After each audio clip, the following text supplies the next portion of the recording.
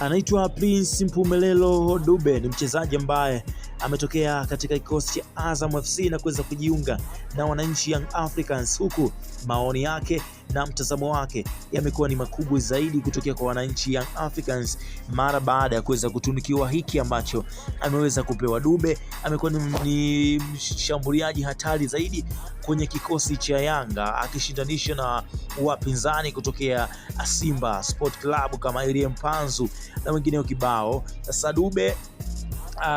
since alivyoingia Yanga amefanya mambo makubwa ambayo wachezaji wengine ambao wameweza kuingizwa katika dirisha dogo, lakini pia kuunganisha dirisha kubwa ambalo liweza kufanyika msimu jana, hakuna ameweza kumfikia Dube mpaka sasa hivi, kwa sababu amekuwa ni mchezaji pekee ambaye amekuwa na positive effect sana kwenye timu yake. Kutokana na hilo, TFF wameamua kumpa zawadi hii ambayo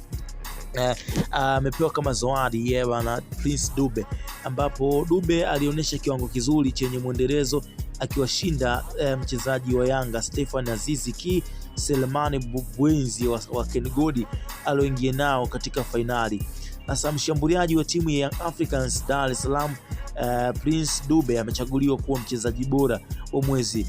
Februari wa ligi kuu NBC msimu wa mwaka 2024-2025, huku Miludi Amdi pia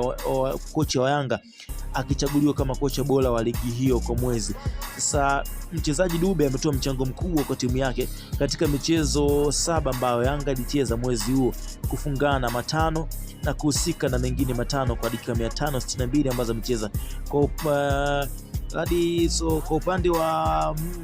Dube, Dube ameweza kucheza michezo 5 ambayo amekuwa amecheza na kuweza kutoa matokeo makubwa zaidi.